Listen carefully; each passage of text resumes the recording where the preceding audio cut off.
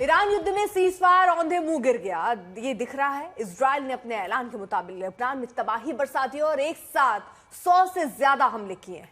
39 दिन के युद्ध के दौरान ऐसा भीषण हमला नहीं देखा गया जैसा बीती रात इजराइल ने लेबनान पर किया। खबर यह भी है कि इजरायली हमले में 250 लोग मारे गए हैं, 100 से ज्यादा घायल हैं।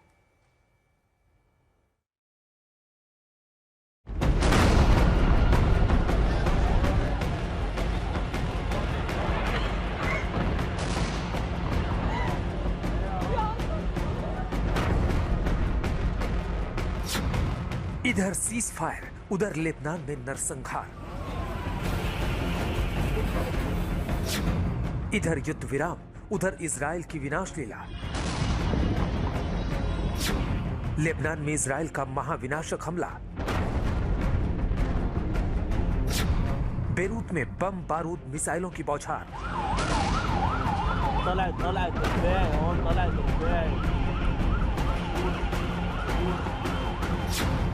सबसे भीषण रक्तपात में 250 की मौत। 24 घंटे भी नहीं बीते हैं और सीज फायर पर ही संकटों के बादल मंडराते दिखने लगे। ईरान पर हमले थम गए, अमेरिका के सहयोगी खाड़ी देशों पर भी अटैक रुक गए, यहां तक कि इजराइल पर भी हमले बंद हैं। लेकिन लेबनान को युद्ध से मुक्ति नहीं मिली। इजराइल ने लेबनान पर अब तक का सबसे बड़ा हमला बोला है। यह बेरूत का बुर्ज अबी हैदर इलाका है, जहां इजराइल ने बम बरसाकर त्राही त्राही मचा दी। आप विस्फोट के बीच धधकते शोलों को देख सकते हैं और समझ सकते हैं कि यह हमला कितना भीषण था। और यह दक्षिणी लेबनान का बाबड़ा इलाका है, जहां इजराइल ने हमले कर भारी तबाही मचा दी। और यह बेरूत में हवाई अड्डे के पास का इलाका है। यहां भी इजराइल का बड़ा हमला हुआ और भारी अफरा तफरी मच गई। इजराइल ने पहले ही कह दिया था कि सीजफायर में लेबनान पर हमला रोकना शामिल नहीं है। उसने पहले ही अपने इरादे साफ कर दिए थे कि वो लेबनान को छोड़ने वाला नहीं है। लेबनान में उसका तबाही प्लान बिना थमे चलता रहेगा, इसका सबूत उसने दे दिया है। ये जली कारों का जखीरा देखिए। बेरूत के ही एक इलाके की यह तस्वीर है और इन तस्वीरों से आप अंदाजा लगा सकते हैं कि इजराइल ने कितने बड़े विध्वंस को अंजाम दिया है। लेबनान से आ रही खबरों के मुताबिक बेरूत में एक के बाद एक 5 लगातार बड़े हमले हुए हैं। बेका घाटी में भी इजराइल ने भारी बमबारी की है।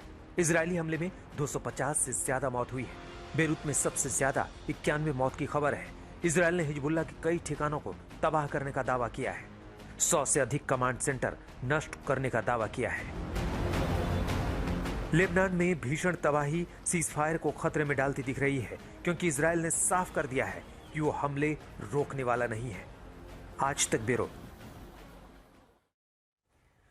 प्रणय उपाध्याय हमारे साथ, हमारे सहयोगी इस वक्त जुड़ चुके हैं। प्रणय, बार बार यही सवाल हो रहा था कि अगर सीज फायर की स्थिति बनती भी है तो ऐसे में इजराइल कितना उसको मानेगा। लेबनान के केस में तो इजराइल मान नहीं रहा, कह रहा उस पर तो कोई बात ही नहीं हुई थी, हम अभी भी हमले करेंगे, हिजबुल्लाह पे भी करेंगे और लेबनान पर भी आप छोड़ दीजिए।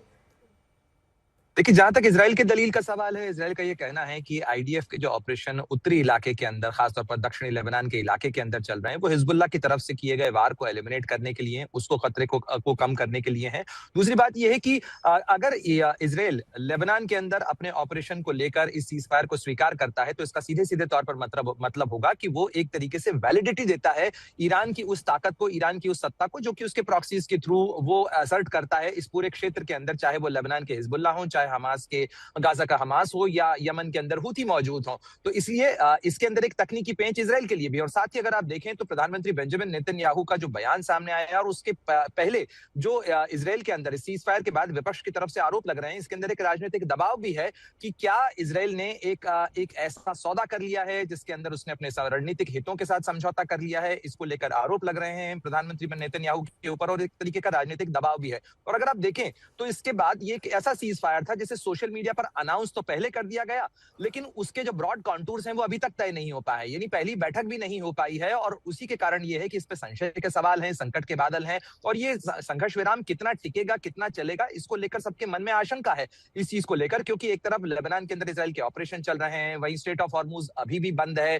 साथ ही तीनों तरफ से ये कहा जा रहा है, चाहे इजराइल हो, उसके प्रधानमंत्री का बयान आप देखें तो उन्होंने कहा कि हमारी उंगली अभी भी ट्रिगर पर है और वो कभी भी दब सकती है। अमेरिकी राष्ट्रपति डोनाल्ड डोनाल्ड ट्रंप ये कह रहे हैं कि हमारे जहाज अभी भी उस इलाके के अंदर मौजूद हैं और यदि स्ट्रेट ऑफ हॉर्मुज नहीं खुला तो हम और जबरदस्त वार कर सकते हैं। वहीं ईरान का कहना है कि यदि समझौते से हटे आप लोग तो उसके बाद फिर हमारे वार फिर से शुरू हो जाएंगे और एक बार फिर वही स्थिति आएगी जिसको टालने के लिए ये सीज फायर किया गया था। यानी तीनों तरफ से आपको इस तरीके के तल्ख बयान देखने को मिल रहे हैं और साथ ही तीनों तरफ से जो है वो धमकियां देखने को मिल रही हैं और इसीलिए ये आशंका गहराई हुई है कि कितना चलेगा समझौता। ठीक है, बहुत बहुत शुक्रिया प्रणय इस तमाम जानकारी के लिए।